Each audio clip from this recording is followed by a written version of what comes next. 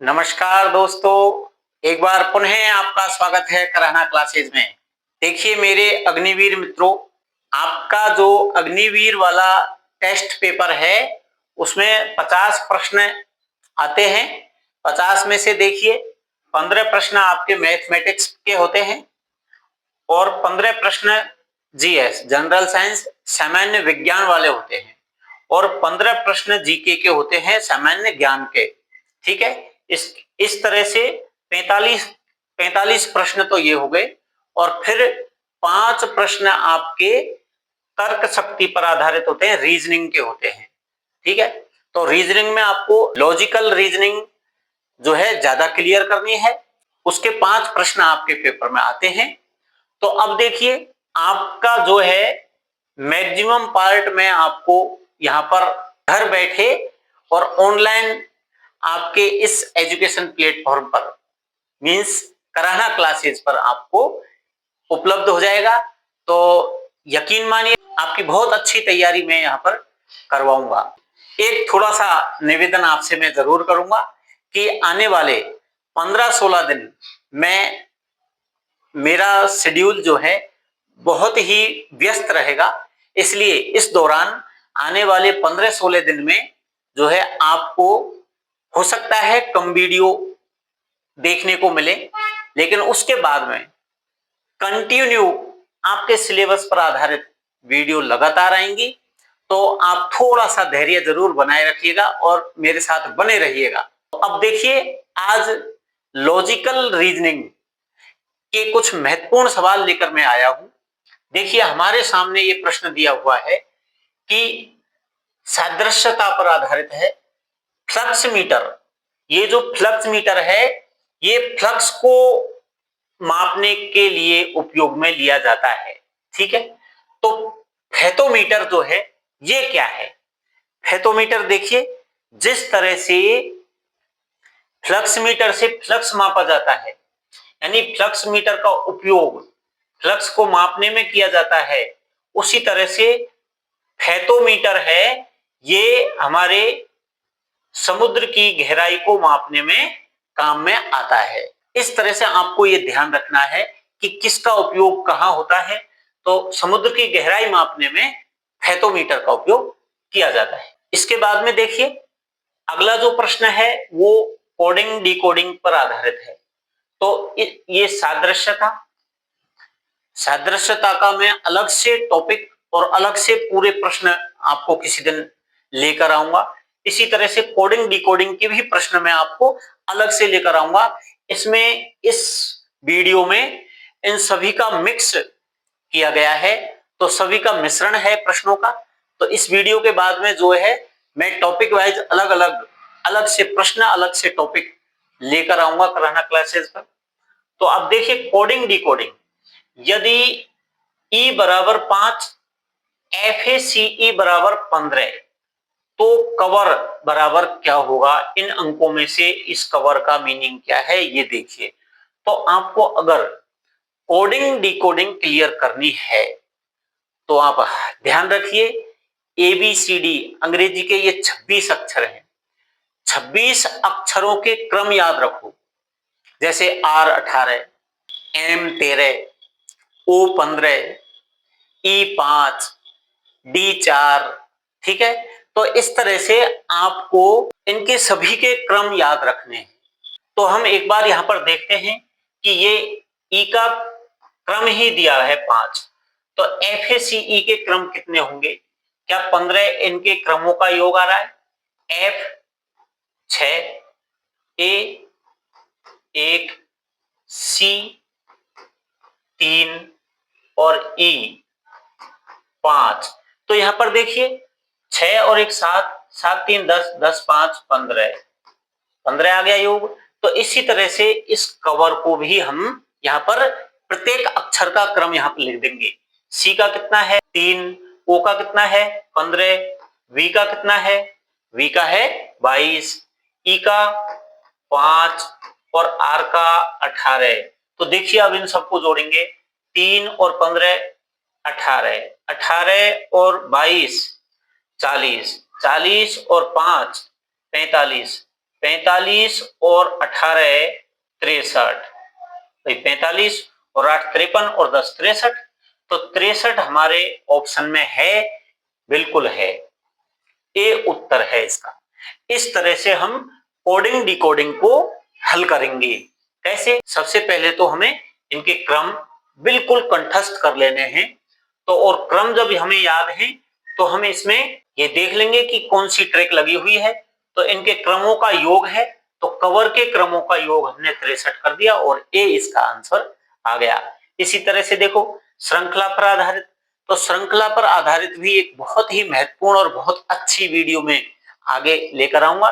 तब तक देखो इस प्रश्न को देखिए, ACE FHJ KMO, तो यहां पर अगला जो है ये अगला अक्षर क्या बनेगा, अगला नाम यहां पर क्या बनेगा वो हमें देखना है। तो हम इनमें संबंध ढूंढते हैं, इनमें क्या संबंध है। ये श्रृंखला पर आधारित है तो इसमें कोई विशेष श्रृंखला बनी हुई होगी। देखिए इसका क्रम कितना है, 1, सी का 3, ई का 5, इनके लिख लिए हमने। इसी तरह इसको देखो, एफ का 6, एच का 8, जे का 10, जे का 10, ठीक है, के का 11, एम का 13 और ओ का 15। अब देखो इनमें कोई संबंध आपको दिख रहा है क्या? पहला अक्षर 1 है, इसका पहला दूसरे नाम का पहला अक्षर 6 है, यानी 5 ज्यादा है। फिर इसका तीसरे का पहला 11 है, 11वां नंबर है, तो इसका मतलब इसमें भी 5 ज्यादा है। तो 5 ज्यादा, अगर दूसरे अक्षर में देखें, सी 3, एच 8, इसमें भी 5 ज्यादा हो गए, 3 और 5 8, और 8 और एम 13, 8 और 5 13, ठीक है, 5 5 ज्यादा है। और ई में देखो 5, 10 और 15, इसका मतलब 5 5 का योग इसमें करना है। तो देखो कहां करेंगे, सबसे पहले इसमें के में करेंगे। के का है 11, 11 और 5 16, 16 का मतलब है पी, और एम का 13 है, 13 और 5 18, 18 का मतलब है आर, और ओ का 15 है, और 15 में 5 जोड़ेंगे तो 20 हो जाएगा, और 20 का है टी, तो पी आर टी, ये बना पी आर टी। तो पी आर टी के देखिए, पी आर टी हमारे पास में ये वाला कहां है, ये रहा, बिल्कुल पी आर टी, ये ए उत्तर हो जाएगा। इस तरह से श्रृंखला वाले प्रश्नों को भी हम हल करेंगे। इसके बाद देखिए चौथा प्रश्न क्या कह रहा है।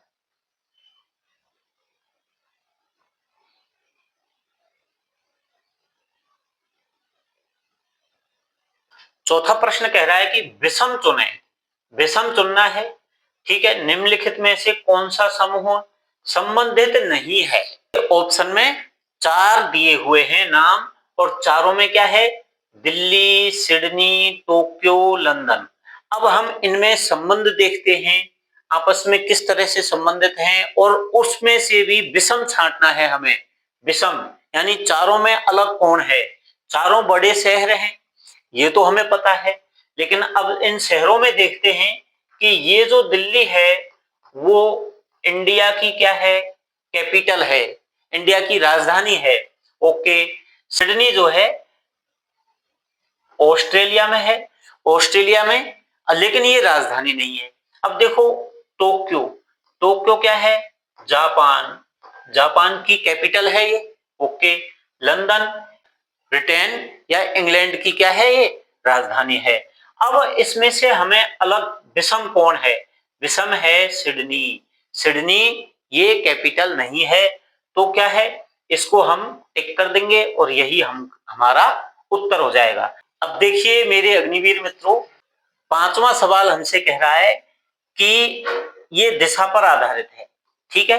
एक व्यक्ति उत्तर दिशा में 5 किलोमीटर चलता है, फिर दाईं ओर मुड़कर 3 किलोमीटर चलता है, और फिर दाईं ओर मुड़कर 5 किलोमीटर चलता है, तो शुरुआती बिंदु से किस दिशा में है। तो हमें सबसे पहले तो दिशा ज्ञान होना चाहिए। ठीक है, तो आपके पेपर पर दिशा कहाँ है? ये देखो, सबसे ऊपर तो उत्तर होती है। ठीक है, ये हो गई उत्तर। और हमारे इस पेपर में हमारे सामने इधर दाईं ओर यहाँ कौन सी होगी? पूरब, नीचे दक्षिण, और इधर कौन सी हो जाएगी? पश्चिम। ठीक है, ये तो हमारी दिशा हो गई है। और अब देखो, अब देखिए, वह शुरुआती बिंदु से किस दिशा में है ये तो हमें पता करना है, लेकिन जहां से चला है वहां से तो चलाओ इसको। एक व्यक्ति उत्तर दिशा में चला है, तो माना कि यह व्यक्ति है जो कहां? उत्तर दिशा में चला है। कितना? 5 किलोमीटर। उसके बाद में दाईं ओर मुड़ा और ये चला फिर 3 किलोमीटर। इसके बाद में फिर दाईं ओर मुड़ा है। अब देखो, इसका दायां, इधर नीचे दायां, उधर बायां हो जाएगा, तो ये चला फिर से 5 किलोमीटर। अब बताओ, यह यहां पर आया, यहां बताइए शुरुआती बिंदु कहां है? इसका शुरुआती बिंदु ये है। इससे किस दिशा में है? तो ये अब किस दिशा में है? ये पूरब में हुआ कि नहीं? पूरब दिशा में है। तो बस जहां से शुरू हुआ है वहां से हम चलाते गए और यहाँ आके रुक गया। तो ये किस दिशा में है? पूरब दिशा में। तो हमारा ए ऑप्शन है उत्तर, बी है पश्चिम, और आगे ऑप्शन देखते हैं। तो देखिए मित्रों, पूरब दिशा में वो शुरुआती बिंदु से हो गया है। अब देखिए, श्रृंखला पर आधारित एक और प्रश्न है, श्रृंखला पर आधारित है। ये क्या कह रहा है कि 4, 9, 16, 25, 36, इसके बाद में अगला जो अंक है वो कौन सा होगा? तो यहां पर हम देख रहे हैं कि 4 ये 2 का वर्ग है। ठीक है, 9 3 का वर्ग है, 16 4 का वर्ग है, ये 5 का वर्ग है, ये 6 का वर्ग है। वर्ग है, तो ये वर्ग वाली श्रृंखला है। और वर्ग वाली श्रृंखला में ये क्रमानुसार चल रहा है, 2 3 4 5 6। तो अब देखिए, 6 और 6 के बाद में क्या आ जाएगा? 7, और 7 का वर्ग क्या आ जाएगा? 49। तो क्या 49 है ऑप्शन में? बिल्कुल है, ये हमारा उत्तर हो जाएगा। इस तरह से हमें श्रृंखला का भी ध्यान रखना है। और अब देखिए, अगला प्रश्न कह रहा है ये रक्त संबंध पर आधारित है। ओके, ए बी का भाई है। ठीक है, अब ए और बी, ये तो ए है, ये बी है, ये दोनों क्या हैं? ये दोनों भाई हैं। इसके बाद में देखो, सी ए की माँ है। अब सी, ये जो है ए की माँ है, माँ। ठीक है, और डी सी का पिता है। ये जो डी है ये इसका भी पिता है। अब बताओ, ये इसकी पुत्री हो गई और पुत्री का भी ये पुत्र है, ए। ठीक है, तो ये क्या हुआ? पोता या पोती ही तो हुआ। भाई हो नहीं सकता, बेटा नहीं हो सकता, चाचा नहीं हो सकता। क्यों? क्योंकि ये ए की माँ है सी, और इस सी का भी पिता डी है, यानी कि नाना हो गया। ठीक है, नाना, और नाना से जो संबंध है वो पोता पोती का। ठीक है, तो इसमें ऑप्शन ए सही हो जाएगा। इस तरह से रक्त संबंध वाले को ध्यान कर लेंगे। और अब अगला प्रश्न देखते हैं, कोडिंग डिकोडिंग पर आधारित। यदि एप्पल को ELPPA लिखा जाता है, तो हम यहां पर साफ देख रहे हैं, प्रश्न में ही देखते पता लग रहा है कि APPLE, और इसको क्या लिख रहा है? ELPPA, यानी APPLE उल्टा कर दिया है, उल्टा पढ़ा जा रहा है। तो लाइट को क्या कर देंगे? लाइट को देखो, THGI और L, ये हो जाएगा इस लाइट का। तो THGIL, यानी कि ए ही इसमें ऑप्शन हो जाएगा। तो इसमें कोडिंग डिकोडिंग में एक डिफरेंट टाइप का एक सवाल ऐसा भी आएगा। तो इसमें तो सीधा था, सामान्य प्रश्न था कि ये इसको उल्टा कर दिया है, तो इसको भी हम उल्टा कर देंगे। 9वां प्रश्न है गणितीय संक्रियाओं पर आधारित। यदि पी का अर्थ है भाग, ओके, अब देखिए Q का अर्थ गुणा है, R का अर्थ प्लस है और S का अर्थ माइनस है। तो 20 Q 12 P 6 R 10 S 40 का हल क्या होगा? तो हम इसे यहाँ पर लिखेंगे। कैसे लिखेंगे देखिए कि तो यहाँ क्या दे रखा है, 20 दे रखा है तो 20 लिख लिया। 20 के बाद में Q है, Q का अर्थ क्या है देखो, Q का अर्थ है गुणा, तो गुणा कर दिया हमने। गुणा के बाद में 12 और 12 के बाद P है, P का अर्थ क्या है, भाग, तो भाग कर दिया। फिर P के बाद में है 6, 6 कर दिया। और R, R का अर्थ है प्लस, ठीक है। और इसके बाद में ये देखिए 10 और S, S का मतलब है माइनस और लास्ट में क्या है 40। यानी कि ये इस तरह से बन गया है सवाल। अब हम सबसे पहले जानते हैं कि बोर्ड मास नियम BODMAS, ये बोर्ड मास नियम कहता है कि अगर आपको इस तरह से एक ही सवाल में गुणा जोड़ बाकी भाग ये सभी कोष्टक वगैरह सब करने हैं तो सबसे पहले किसको करना है, बी ब्रैकेट को। इसमें ब्रैकेट नहीं है, छोड़ दो। ओ ऑफ, ऑफ भी आ रहा है। का मतलब जैसे 15% का इतना, तो वो उसको भी छोड़ दो, इसमें नहीं है। डी डिवीजन, डिवीजन भाग है, इसका मतलब सबसे पहले इसको करो, इस डिवीजन को सबसे पहले करो। फिर एम मल्टीप्लिकेशन, इससे मल्टीप्लिकेशन मतलब गुणा को करो। फिर ए एडिशन जोड़ को करो और लास्ट में सबट्रैक्शन बाकी को कीजिए। तो डिवीजन, मल्टीप्लिकेशन, एडिशन और सबट्रैक्शन, तो इस तरह से इसका क्रम रहेगा। भाग गुणा जोड़ बाकी, भाग गुणा जोड़ बाकी, डिवीजन, मल्टीप्लिकेशन, एडिशन, सबट्रैक्शन, भाग गुणा जोड़ बाकी। आप तो ये ज्यादा ध्यान रखिए, भाग गुणा जोड़ बाकी, सबसे पहले भाग करना है, फिर गुणा करना है, फिर जोड़ करना है, फिर बाकी करनी है। भाग गुणा जोड़ बाकी, तो सबसे पहले हम भाग को हल करेंगे। देखिए भाग यहाँ पर है इन दोनों के बीच में, तो इनको ही करेंगे, बाकी को ऐसे कैसे ही लिख देंगे। देखिए 6 का भाग 12 में देंगे, 6 दूनी 12, 2 आ गया, इसको ऐसे कैसे ही लिख देंगे, ठीक है, ये लिख दिया। अब भाग के बाद में गुणा करेंगे, गुणा का मतलब इसको करेंगे, इसको, इसको, ठीक है, इसको कर देंगे 20 दूनी 40, 40, फिर 10 और माइनस के 40, ठीक है। इस तरह से फिर जोड़ करेंगे, जोड़, जोड़ ये रहा जोड़, ये हो गए 50 और माइनस 40। अब लास्ट में बाकी कर देंगे, 50 में से 40 गए तो कितने बचे, 10। 10 से हमारा ऑप्शन होना चाहिए और 10 है बी, उत्तर बी आ जाएगा।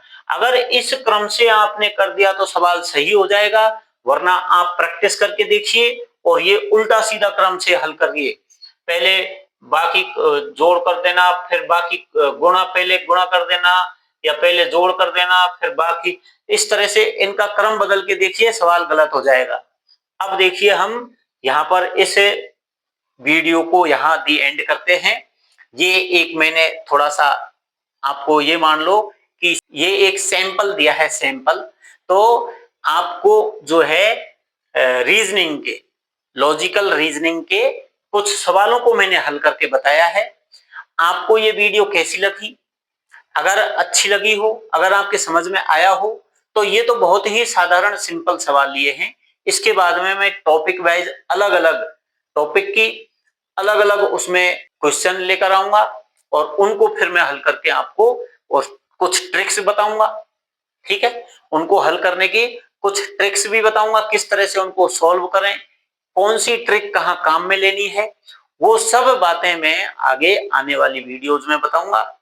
थोड़ा सा 10, 15, 16 दिन का टाइम जरूर व्यस्त शेड्यूल का रहेगा, तो उसके बाद में फिर कंटिन्यू चलेंगे।